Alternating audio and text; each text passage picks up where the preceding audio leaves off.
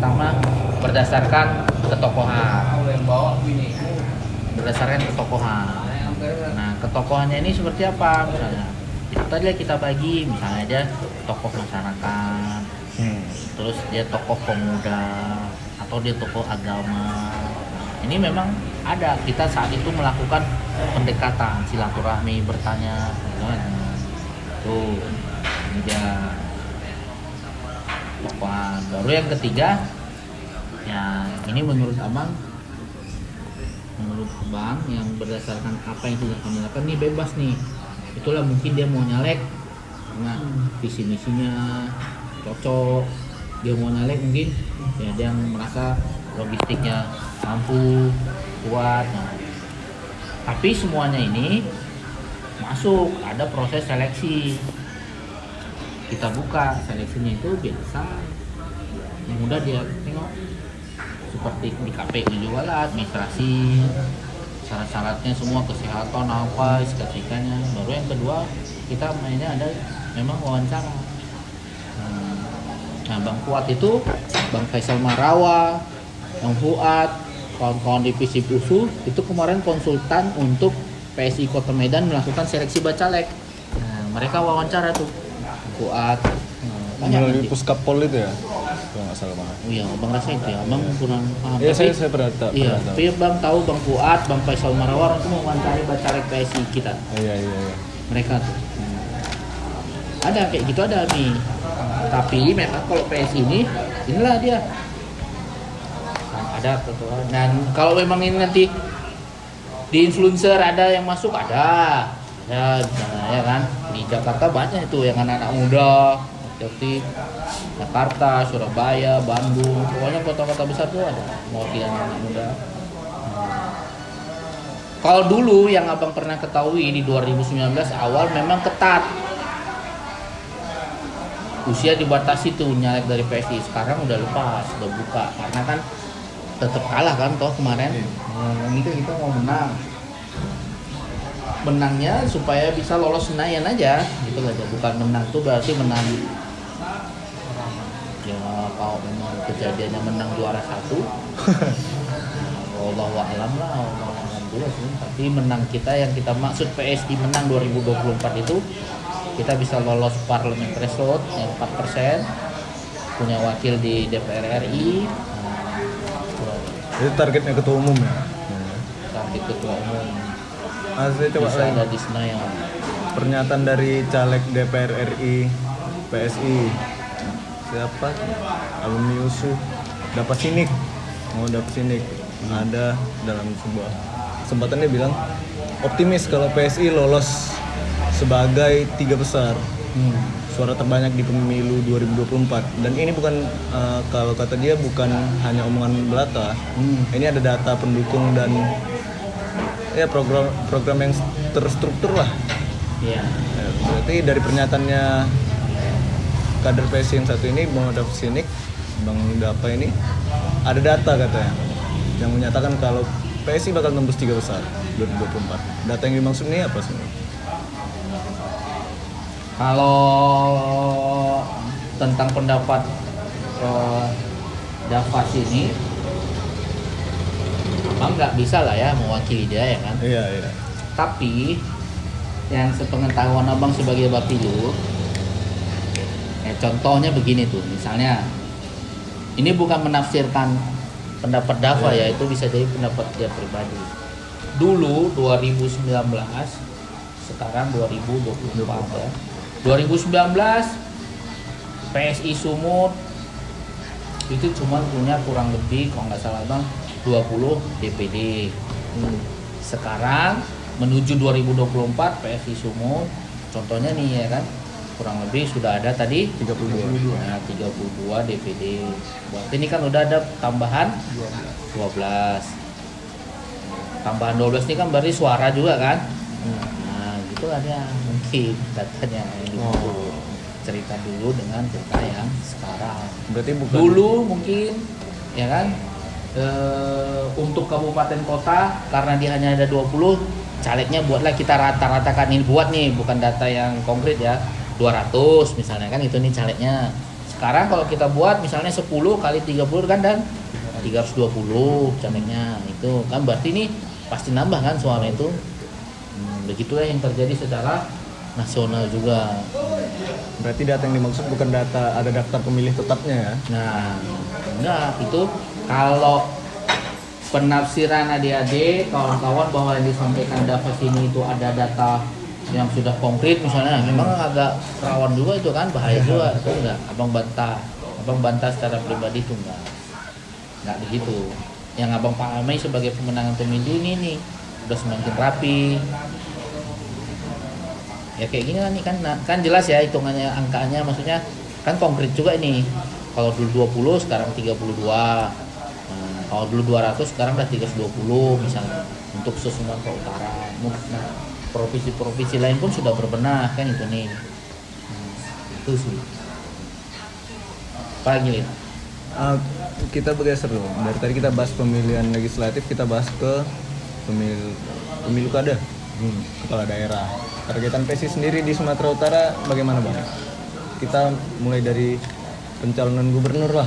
Karena kan PSI sendiri partai pertama yang menyatakan dukungan kepada Musara Jaksa Ya.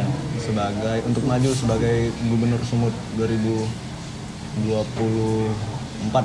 Nah, pernyataan itu dikeluarkan Bang Nezar Juli waktu Mei tahun lalu kalau nggak salah Bang. Mei tahun ini. Ya. Nanti Kopdar Wir dengan restu Ketua Umum Giring saat itu, atas restu Ketua Giring. Saat ini dengan perubahan Ketua Umum ke Kaisang Pangarep, apakah ada perubahan dukungan ke depannya perkiraannya? Kalau dukungan yang kemarin disampaikan itu abang rasa masih berlaku ya. Karena pastinya pun kalau secara resmi itu memang harus melalui tahapan. Iya. Tapi saat di sini nih tuh, itu pun sudah diketahui masyarakat ya. Itu dia kan dukungan ini sama ya kan ini. Ada dukungan secara de facto, ada juga secara de jure. Nah, sepatutnya nih, dan memang itulah yang sebenarnya dukungan satu parpol itu kepada kandidat itu pilkada lah, karena kita cerita pilkada kan, itu harus memenuhi faktanya, memenuhi apa nih? Jure berarti ya kita bilang hukum, tertulis, aturan, ya mungkin situ ada tahapan, ada ART, situ ada peraturan organisasi, PO, ada mekanisme lah, ya kan? Jadi kalau ada faktanya ya kita dukung. Bang Ijek itu kalau maju personal ini, Bang pun dukung. Tapi karena dia harus parpol, ya kan, ya harus penuhi inilah. Ada mekanismenya nanti. Berarti sejauh ini kalau secara moral masih konsisten dengan Musara Jaksa? Iyalah, masih konsisten kita. Nah, pertanyaannya kan ini lagi nanti. Pertama, mengapa Pileg harus menang? Supaya memang dukungan de jure ini bisa terpenuhi. Oke. Nah, kalau Pilegnya kalah, ya kalah. Dalam artinya kalah itu dalam artinya nggak dapat nih kursi. PSI nggak ada anggota DPRD yang terperlu untuk provinsi, anggota DPRD provinsinya. Apa yang mau dijure-jurekan, apa yang mau didukung-dukung? Kursi DPRD provinsinya pun nggak ada. Ya udah, akhirnya itu opini lah akhirnya kan. Faktanya di lapangan, Bang Fauzi dukung Ijek yang ini. Berdasarkan yang sudah disampaikan, ya iya. Tapi kan secara de jure partai akhirnya nggak bisa dukung Ijek. Cocok kan? Iya, karena dia harus ada dua ini. Makanya kalian adik-adik nanti melihat fakta politik ini bukan sedang berbahasa basi, tapi memang ini realnya gitu dia. Cuman kan kadang orang di luar kan misalnya malam waktu itu Nejar ngomong dukung Ijek, tiba-tiba nggak dukung Ijek. Ya, pertama ini ya pileknya aja nggak ada kursi misalnya, selesai itu ceritanya. Nah berikutnya, kalau sudah ada kursi, pilek menang. Nah itu tadi lah, masuklah kita untuk mengejarkan the jury tadi, masuk ke mekanismenya.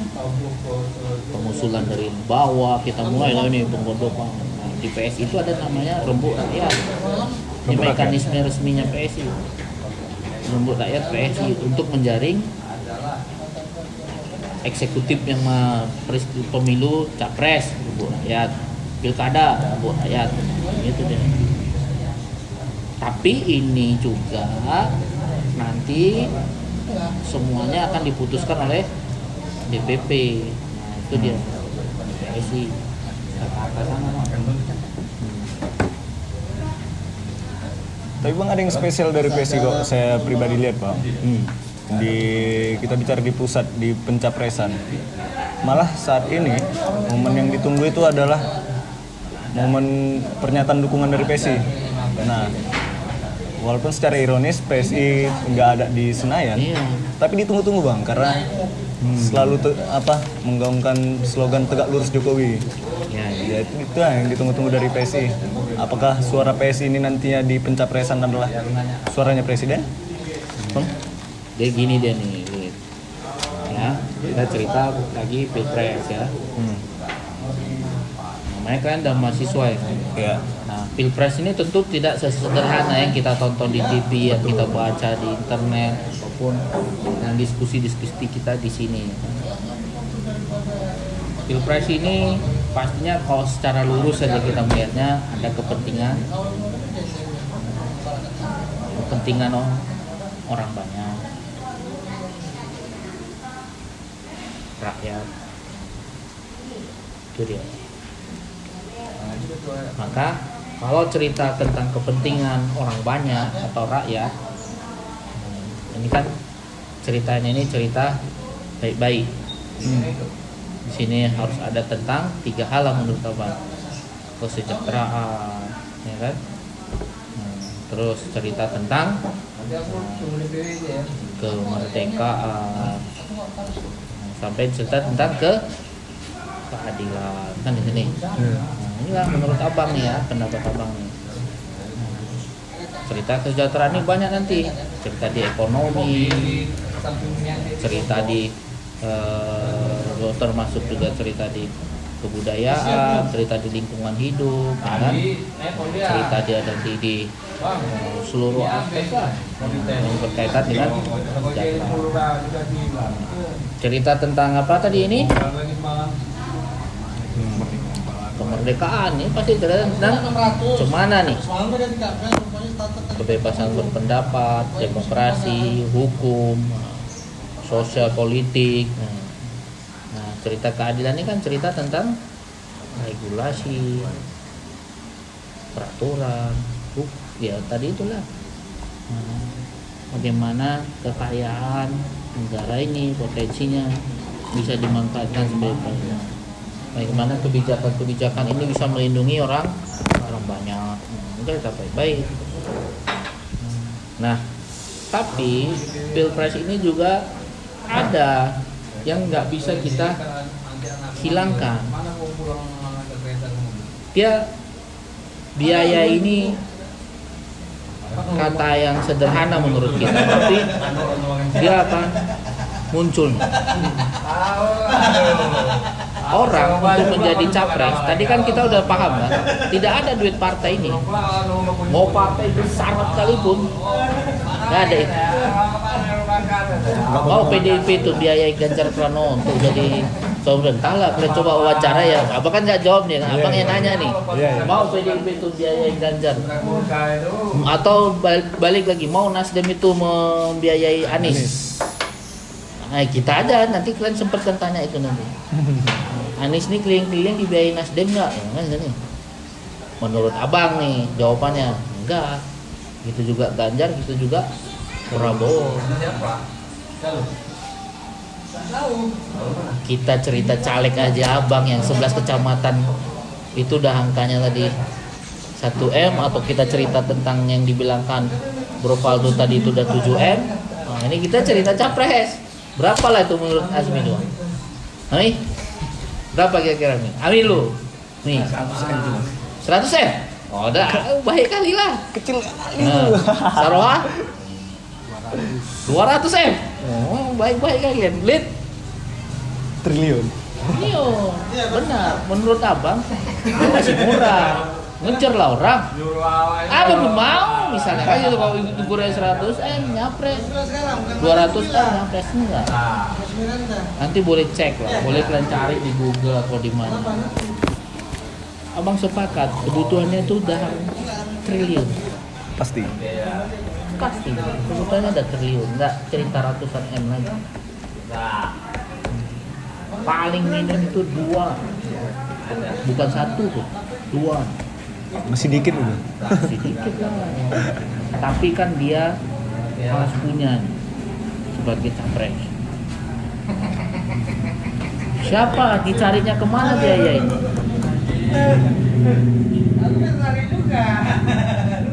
Sebaik-baiknya orang, sewajar-wajarnya orang yang punya kekayaan 2 triliun pas. Apa mungkin akan dia pakai untuk biaya nyapres? Enggak.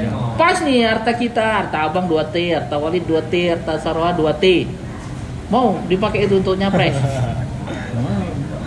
Taruhan Enggak terus. mau lah, ya kan? Berarti dia harus minimal kalau uang 2T itu dihabiskannya, masih ada dia 2T lagi. Atau masih ada stok. Berarti kan dia 2 tambah 2. Berarti karena 4T. Orang Indonesia yang punya harta 4T, cek aja lah. LHKPN itu LHKPN dicek nggak ada bang. Sekelasnya siapa lah, mungkin sekelasnya Sandiaga Uno banyak tuh hartanya. Prabowo, Ganjar aja mungkin nggak sampai 1T mungkin hartanya dia. Ya itu yang tercatat ya. Ya kan kita ngelihat kalau data ini statistiknya kan yang ada lah kan gini. Ukurannya siapa yang punya di 4T? Apa tuan? Hartono lah. Nah yang kayak gitu kan, yang dia harus punya bisnis yang besar, Kita kan tegak lurus. pabrik, Bersama Jokowi. apa lagi. Bahkan pikirannya udah nggak ke politik lagi bang. Nah, maka akhirnya kan harus dicari nih pemodal. Tegak lurus. Cerita pilpres nih, itu dia pemodal. Pemodal ini kan udah ternyata cuan. Nah, istilah anak muda dan saya kasih uang, untungnya apa? Nah itu nih. Saya kasih uang nanti rugi lah saya, katanya kan gitu nih.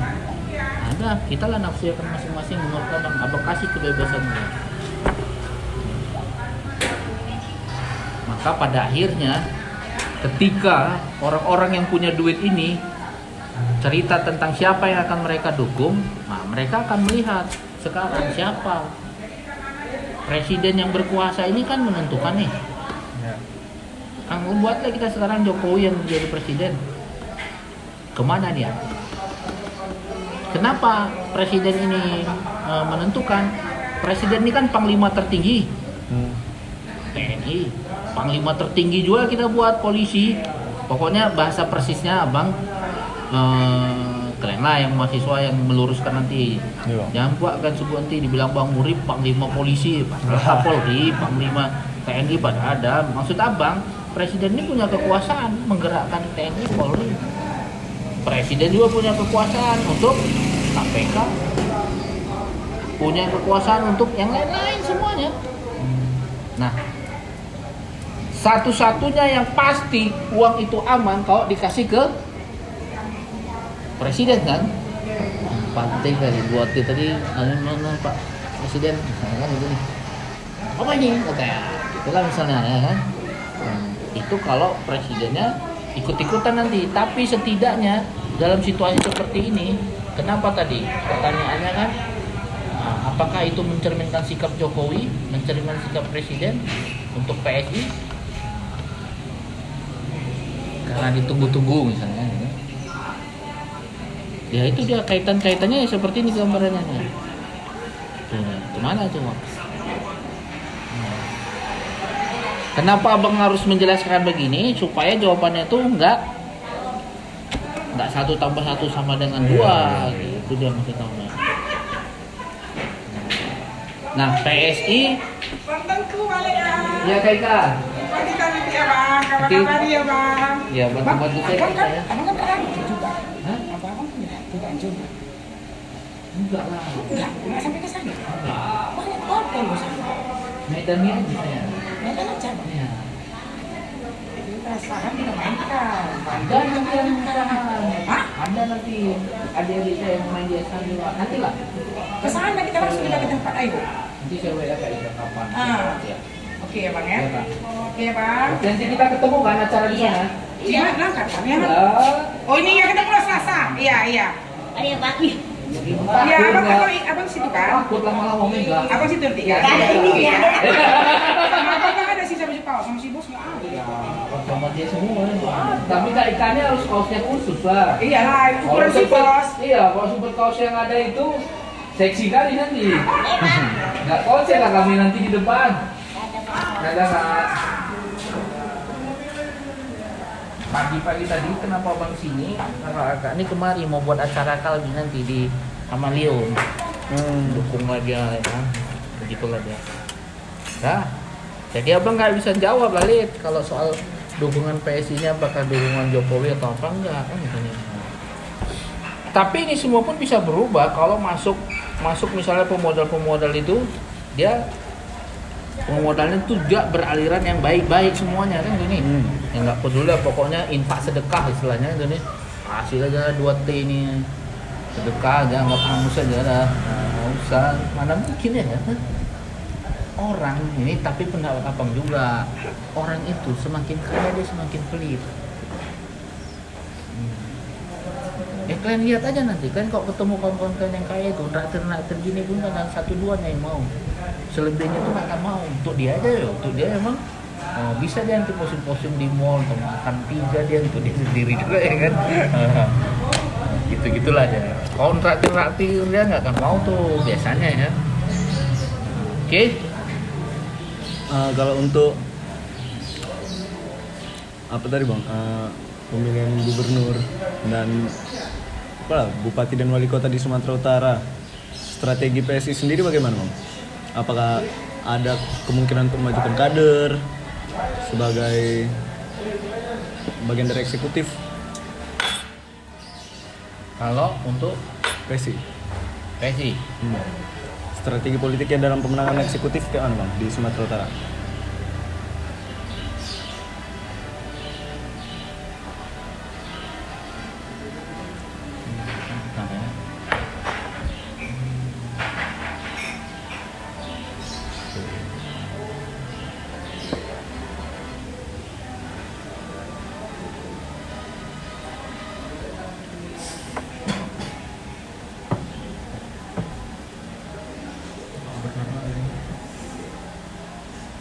Kalian ujian nih.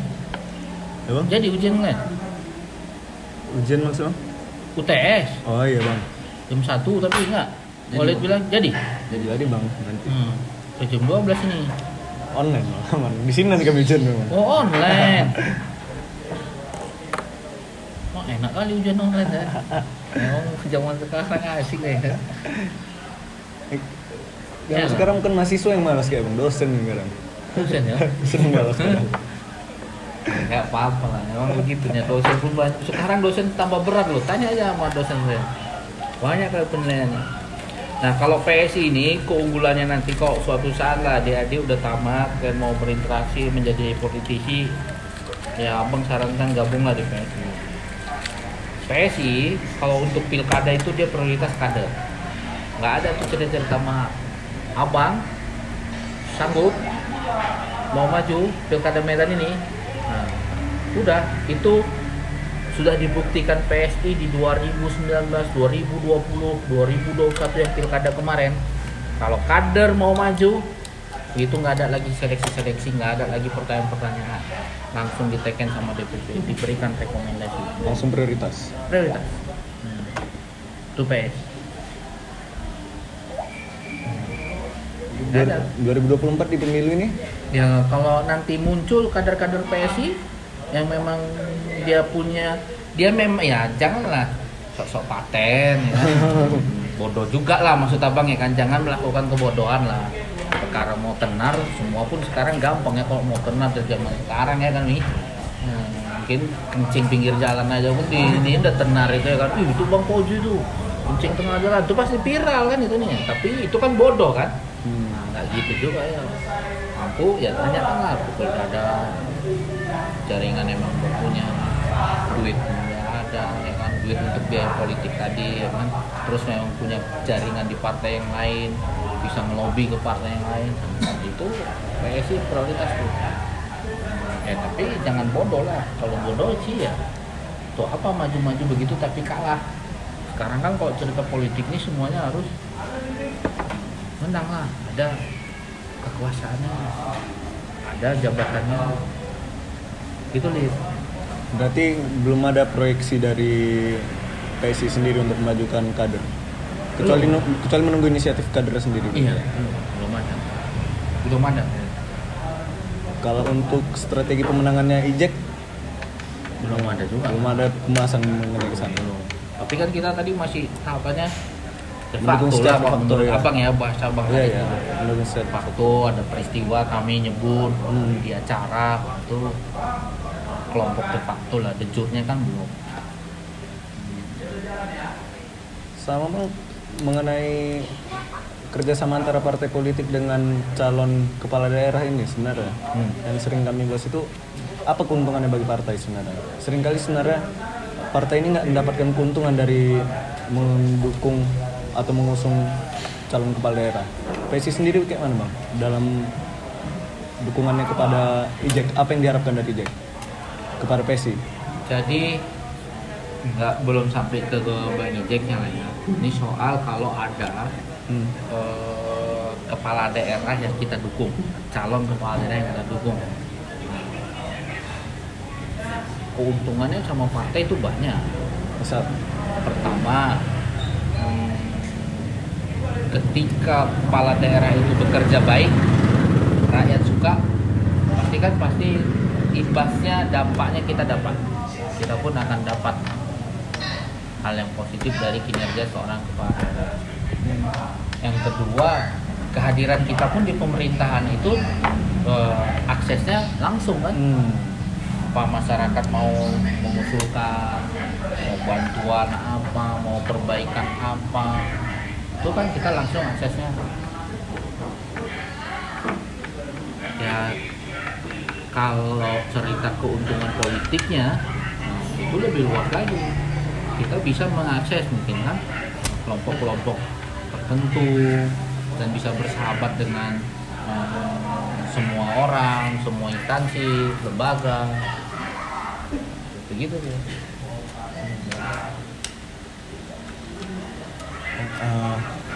Kalau untuk PSI Sumut sendiri di 2024, apakah sifatnya sebagai partai dalam pemenangan politik ini ofensif atau defensif menurut Abang? Dua lah kita. Ofensif sekaligus defensif. Berarti nggak cenderung. Enggak. Dua-dua tuh kita pakai itu. Defensif itu kita kalau diserang dengan hoak, dengan hal-hal yang tidak menyenangkan, kita emang harus bertahan. Ofensif tuh kita selalu diarahkan tuh untuk kritis, terus berani membela rakyatnya yang teraniaya lah, yang terzalimi, yang tidak mendapatkan rasa keadilan. Banyak tuh, kalau di Sumut kita sudah menentukan itu, ofensif, defensif. Bisa cek nanti ada di Google. Kemana sekarang ini kita masih fokus nih untuk memperjuangkan tambahan penghasilan guru-guru non sertifikasi, dia ASN, tapi dia belum bersertifikasi. Mereka ada namanya Tamsil, itu belum keluar dari pemerintah, udah 3 tahun ya. Lagi diperjuangkan. Ya, kita perjuangkan di PSI. Kemarin 2-3 hari yang lalu kita bela itu driver Trans Metro Daily, ada tuh di beritanya. Yang belum digaji, itu PSI juga kita dengan LBH PSI mengadvokasi. Sekarang sudah keluar gajinya, tapi beberapa orang yang kemarin ketemu sama kita sedang digesernya materi itu, dimutasi. Ya kita kalau mereka datang lagi nanti kita advokasi, kita bela. Nah itu kategorinya ofensif juga menurut abang. Ya apalagi kalau memang kita diserang secara partai, ya kita pasti.